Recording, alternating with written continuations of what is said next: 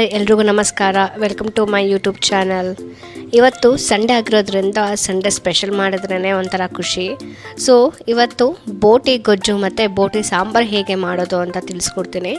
ಇದು ನನ್ನ ಸಂಡೇ ಮಧ್ಯಾಹ್ನದ ಲಾಗ್ ಕೂಡ ಆಗಿರುತ್ತೆ. ಬನ್ನಿ ನೋಡೋಣ ಸಾಂಬಾರು ಮತ್ತು ಗೊಜ್ಜು ಹೇಗೆ ಮಾಡೋದು ಅಂತ. ನಾವು ಫಸ್ಟ್ ಟೈಮ್ ಬೋಟಿ ಮಾಡ್ತಾಯಿದ್ದೀವಿ, ಹೇಗೆ ಮಾಡಬೇಕು ಅಂತ ಗೊತ್ತಿಲ್ಲ, ಸ್ಮೆಲ್ ಇರುತ್ತೆ, ಅದು ಮಾಡೋಕ್ಕೆ ಕಷ್ಟ ಅಂತ ಹೇಳೋರು ನನ್ನ ರೆಸಿಪಿನ ನೋಡಿ ತುಂಬಾ ಈಸಿ. ನೀವು ಫಸ್ಟ್ ಟೈಮ್ ಮಾಡ್ತಿದ್ದೀನ ಅಂತ ತಿಂದರೆ ಗೊತ್ತೇ ಆಗೋಲ್ಲ, ಅಷ್ಟು ಟೇಸ್ಟಿಯಾಗಿ ಅಷ್ಟು ಚೆನ್ನಾಗಿರುತ್ತೆ. ಸೊ ಫಸ್ಟ್ ಈ ಥರ ಬೋಟಿ ತೊಗೊಂಡ್ಮೇಲೆ ಒಂದು ಸಲ ಅಲ್ಲ 4 ಸಲ ಈ ಥರ ನೀಟಾಗಿ ಕ್ಲೀನ್ ಮಾಡ್ಕೋಬೇಕು. ನಮ್ಮಿಬ್ಬರಿಗೆ ಆಗಿರೋದ್ರಿಂದ ಚಿಕ್ಕ ಬೋಟಿನೇ ತರಿಸಿದ್ದೆ ನಾನು.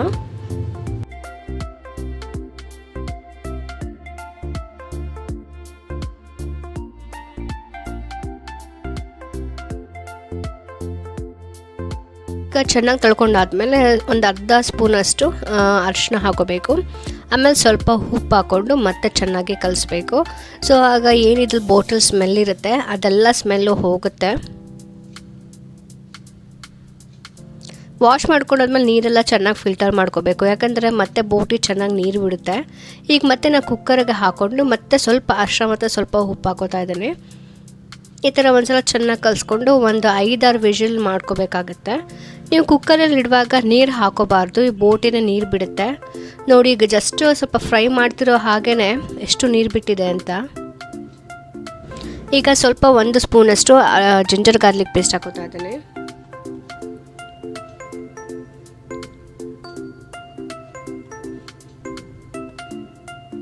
ಮತ್ತು 1-2 ಸ್ಪೂನಷ್ಟು ಧನಿಯಾ ಪೌಡರ್ ಹಾಕೋತಾ ಇದ್ದಾರೆ. ಸೊ ಈ ಥರ ಹಾಕ್ಕೊಂಡು ಚೆನ್ನಾಗಿ ಫ್ರೈ ಮಾಡೋದ್ರಿಂದ ಸ್ಮೆಲ್ ಕೂಡ ಇರಲ್ಲ. ಮತ್ತು ಮಕ್ಕಳು ಏನಾದರೂ ಮನೇಲಿದ್ದರೆ ಅವ್ರಿಗೆ ಈ ಕಟ್ಟಕ್ಕೆ ಕುಡ್ಸೋದು ಚೆನ್ನಾಗಿರುತ್ತೆ. ಏನು ಸೂಪ್ ಅಂತ ಹೇಳ್ತೀವಲ್ಲ, ಸೊ ಸೂಪ್ ಥರ ಇರುತ್ತೆ, ಸ್ಮೆಲ್ ಏನೂ ಇರಲ್ಲ, ತುಂಬ ಚೆನ್ನಾಗಿರುತ್ತೆ. ಸೊ ಮಕ್ಕಳು ಕೂಡ ತಿನ್ನಿಸ್ಬೋದು ಇದನ್ನು ಈ ಥರ ಫ್ರೈ ಮಾಡಿ.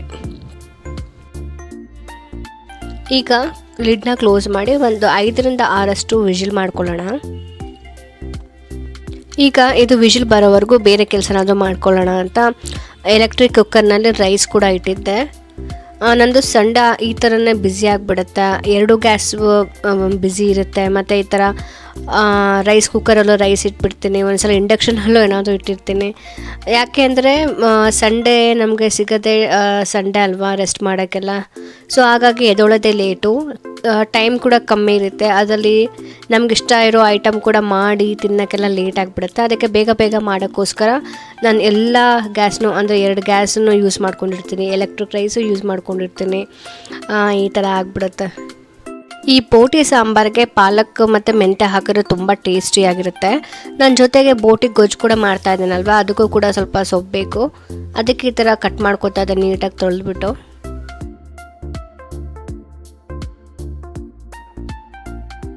ಸೊ ಈಗ 5-6 ವಿಷಲ್ ಕೂಡ ಬಂದಿದೆ, ಕುಕ್ಕರ್ ಕೂಡ ತಣ್ಣಗಾಗಿದೆ. ಬನ್ನಿ ಬೋಟಿ ಹೇಗೆ ಬಂದಿದೆ ಅಂತ ನೋಡೋಣ. ನೋಡಿ ಈಗ ಈ ಥರ ಎಷ್ಟು ಚೆನ್ನಾಗಿ ಬಂದಿದೆ ಅಂತ. ನಾನು ಸ್ವಲ್ಪ ನೀರೇ ಹಾಕಿರಲಿಲ್ಲ, ನೋಡಿ ಎಷ್ಟು ಚೆನ್ನಾಗಿ ಗೊಜ್ಜು ಟೈಪು ಬಂದಿದೆ. ಈಗ ಅದೇ ಕುಕ್ಕರ್ನಲ್ಲಿ ಮತ್ತೆ ಒಂದು ಸ್ವಲ್ಪ ಎಣ್ಣೆ ಹಾಕ್ಕೊಂಡು ಈಗ ಸೊಪ್ಪೇನು ಕಟ್ ಮಾಡ್ಕೊಂಡಿದ್ವಿ ಆ ಸೊಪ್ಪನ್ನೆಲ್ಲ ಫ್ರೈ ಮಾಡ್ಕೋಬೇಕು.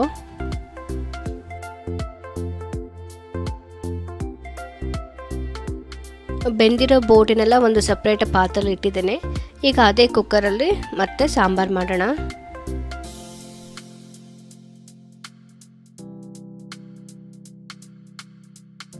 ನಾನಿಲ್ಲಿ 2 ಥರ ಮಸಾಲ ರೆಡಿ ಮಾಡ್ಕೊಂಡಿದ್ದೇನೆ, ಒಂದು ಸಾಂಬಾರಿಗೆ ಮತ್ತು ಒಂದು ಗೊಜ್ಜಿಗೆ. ಇಲ್ಲಿ ಸ್ವಲ್ಪ ತೆಂಗಿನಕಾಯಿ ತೊಗೊಂಡಿದ್ದೇನೆ, ಸ್ವಲ್ಪ ಚಕ್ಕೆ ಲವಂಗ, ಕೊತ್ತಂಬರಿ, ಒಂದು 2-3 ಟೊಮ್ಯಾಟೊ ಮತ್ತು ಹುಣಸೆಹಣ್ಣು. ಇದು ಬಂದು ಗೊಜ್ಜಿಗೆ. ಸ್ವಲ್ಪ ಈರುಳ್ಳಿ ಕಟ್ ಮಾಡ್ಕೊಂಡಿದ್ದೀನಿ, ಟೊಮ್ಯಾಟೊ ಕಟ್ ಮಾಡ್ಕೊಂಡಿದ್ದೀನಿ, ಖಾರದ ಪುಡಿ, ಧನಿಯಾ ಪುಡಿ, garam masala, ginger garlic paste, ಚಕ್ಕೆ ಲವಂಗ, ಸ್ವಲ್ಪ 1-2 ಹಸಿಮೆಣಸಿನ್ಕಾಯಿ ತೊಗೊಂಡಿದ್ದೀನಿ. ಈಗ ಸಾಂಬಾರಿಗೆ ತೆಂಗಿನಕಾಯಿ, ಟೊಮ್ಯಾಟೊ, ಆನಿಯನ್ ಎಲ್ಲ ಮಿಕ್ಸಿಗೆ ಹಾಕಿ ಅದನ್ನು ರುಬ್ಕೋಬೇಕು. ಈ ಸಾಂಬಾರಿಗೆ ಹೇಗೆ ಗೊತ್ತಾ, ಬೋಟಿ ಸಾಂಬಾರಿಗೆ ಸ್ವಲ್ಪ ಹುಳಿ ಮತ್ತು ಖಾರ ಮುಂದೆ ಇರಬೇಕು, ಆಗ ತುಂಬ ಒಳ್ಳೆ ಟೇಸ್ಟ್ ಇರುತ್ತೆ. ಈಗ ಎಣ್ಣೆ ಕೂಡ ಬಿಸಿಯಾಗಿದೆ. ಇಲ್ಲಿ ಪಾಲಕ್ ಸೊಪ್ಪು ಮತ್ತು ಮೆಂತ್ಯ ಸೊಪ್ಪನ್ನು ಹಾಕೋತಾ ಇದ್ದೀನಿ. ಇದನ್ನು ಚೆನ್ನಾಗಿ ಫ್ರೈ ಮಾಡ್ಕೋಬೇಕು.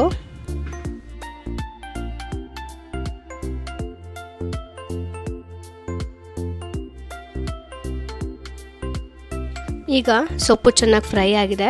ಈಗ ಬೋಟಿನ ಮಿಕ್ಸ್ ಮಾಡ್ಕೊತಾ ಇದ್ದೇನೆ. ಇದರಲ್ಲಿ ಅರ್ಧ ಬೋಟಿ ನಾನು ತೆಗೆದಿಟ್ಟಿದ್ದೀನಿ, ಅರ್ಧ ಬೋಟಿ ಸಾಂಬಾರಿಗೆ ಹಾಕ್ತಾ ಇದ್ದೇನೆ. ಈಗ 1-2 ಸ್ಪೂನಷ್ಟು ಖಾರದ ಪೌಡ್ರ್ ಹಾಕೋತಾ ಇದ್ದೇನೆ, ಖಾರದ ಪುಡಿ. ನಾನು ಹೇಳಿದ್ನಲ್ಲ, ಸ್ವಲ್ಪ ಖಾರ ಹುಳಿ ಜಾಸ್ತಿ ಇರಬೇಕು, ಆಗ ಒಳ್ಳೆ ಟೇಸ್ಟ್ ಇರುತ್ತೆ. ಸ್ವಲ್ಪ ಉಪ್ಪು, ಯಾಕೆಂದರೆ ನಾವು ವಾಶ್ ಮಾಡುವಾಗಲೂ ಸ್ವಲ್ಪ ಉಪ್ಪು ಹಾಕಿದ್ವಿ, ಬೇಯಿಸ್ಕೋವಾಗಲೂ ಉಪ್ಪು ಹಾಕಿದ್ವಿ, ಅದಕ್ಕೆ ಉಪ್ಪು ನೋಡ್ಬಿಟ್ಟು ಹಾಕೊಳ್ಳಿ. 1 ಸ್ಪೂನಷ್ಟು ಧನಿಯಾ ಪೌಡರ್. ಇಷ್ಟೆಲ್ಲ ಹಾಕಿದ್ಮೇಲೆ ಚೆನ್ನಾಗಿ ಈ ಥರ ಮಿಕ್ಸ್ ಮಾಡ್ಕೋಬೇಕು. ನೋಡಿ, ಈಗಲೇ ಕಲರ್ ಚೇಂಜ್ ಆಗಿದೆ, ಎಷ್ಟು ಚೆನ್ನಾಗಿ ಕಾಣ್ತಾ ಇದೆ ಅಂತ. ಈಗ ರುಬ್ಕೊಂಡಿರೋಂಥ ಮಸಾಲ ಕೂಡ ಹಾಕ್ಕೊಳ್ಳೋಣ.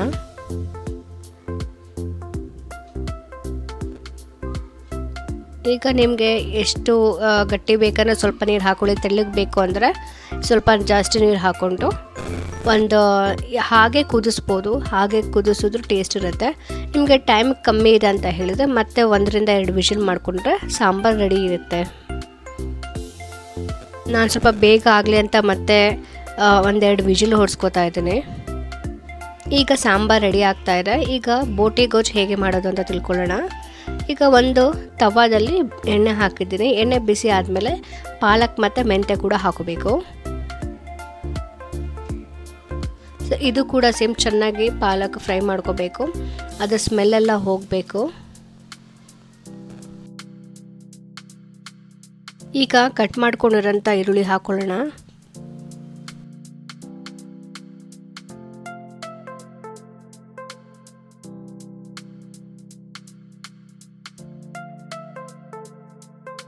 ಈರುಳ್ಳಿ ಕೂಡ ಚೆನ್ನಾಗಿ ಫ್ರೈ ಆಗಬೇಕು, ಕಲರ್ ಚೇಂಜ್ ಆಗಬೇಕು.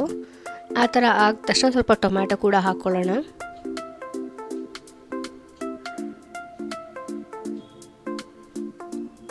ಈಗ ಟೊಮ್ಯಾಟೊ ಎಲ್ಲ ಸ್ವಲ್ಪ ಮೆಲ್ಟ್ ಆದಮೇಲೆ, ಅಂದರೆ ಸ್ವಲ್ಪ ಸ್ಮೂತ್ ಆದಮೇಲೆ ಬೋಟಿ ಹಾಕ್ಕೊಳ್ಳೋಣ.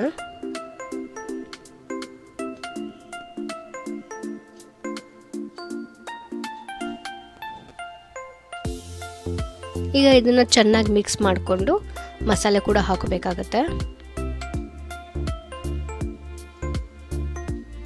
ಈಗ ಇದಕ್ಕೆ ಜಿಂಜರ್ ಗಾರ್ಲಿಕ್ ಪೇಸ್ಟ್, ಖಾರದ ಪುಡಿ, ಸ್ವಲ್ಪ ಉಪ್ಪು, ಗರಂ ಮಸಾಲ, ಧನಿಯಾ ಪೌಡ್ರು ಇಷ್ಟನ್ನು ಹಾಕ್ಕೊಂಡು ಚೆನ್ನಾಗಿ ಮಿಕ್ಸ್ ಮಾಡ್ಕೊತಾ ಇದ್ದೇನೆ. ನಿಮಗೆ ಗೊಜ್ಜು ರೀತಿ ಬೇಕು ಅಂತ ಹೇಳಿದ್ರೆ ಸ್ವಲ್ಪ ನೀರು ಇರುತ್ತಲ್ಲ ಆಗಲೇ ಆಫ್ ಮಾಡಿ. ಸ್ವಲ್ಪ ಡ್ರೈ ರೀತಿ ಬೇಕು ಅಂತ ಹೇಳಿದ್ರೆ ಅದು ಸ್ವಲ್ಪ ನೀರೆಲ್ಲ ಡ್ರೈ ಆಗೋವರೆಗೂ ಚೆನ್ನಾಗಿ ಫ್ರೈ ಮಾಡ್ಕೋಬೇಕು. ನನಗೆ ಸ್ವಲ್ಪ ಮೀಡಿಯಮ್ ಆಗಿರಬೇಕಾಗಿತ್ತು, ಗ್ರೇವಿನೂ ಬೇಡ, ಲೈಕ್ ಫುಲ್ ಡ್ರೈನೂ ಬೇಡ. ಅದಕ್ಕೋಸ್ಕರ ನೋಡಿ ಈ ಥರ ಫ್ರೈ ಮಾಡ್ಕೊಂಡಿದ್ದೀನಿ. ಇದಂತೂ ಫೈನಲ್ ಲುಕ್ ಅಂತಲೇ ಹೇಳ್ಬೋದು. ನೋಡಿ ಎಷ್ಟು ಚೆನ್ನಾಗಿ, ಎಷ್ಟು ಕಲರ್ಫುಲ್ಲಾಗಿ ಬಂದಿದೆ. ಟೇಸ್ಟ್ ಕೂಡ ಆಸಮ್ ಆಗಿತ್ತು. ನಿಮಗೆ ಹೋಟೆಲೆಲ್ಲ ಸಿಗುತ್ತಲ್ಲ ಅದೇ ರೀತಿಲಿ ಇರುತ್ತೆ. ಮನೆಯಲ್ಲೇ ಹೋಟೆಲ್ ರೀತಿ ಥರ ಮಾಡ್ಬೋದು ಇದೇ ರೆಸಿಪಿನ ಫಾಲೋ ಮಾಡಿದ್ರೆ. ಸಾಂಬಾರು ಕೂಡ ರೆಡಿಯಾಗಿದೆ, ಬನ್ನಿ ನೋಡೋಣ ಯಾವ ಥರ ಆಗಿದೆ ಅಂತ.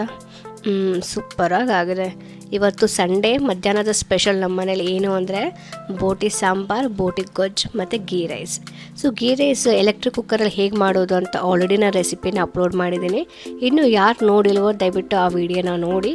ಮತ್ತು ಈ ರೆಸಿಪಿ ಕೂಡ ಇಷ್ಟ ಆದರೆ ಲೈಕ್ ಮಾಡಿ, ಕಮೆಂಟ್ ಮಾಡಿ.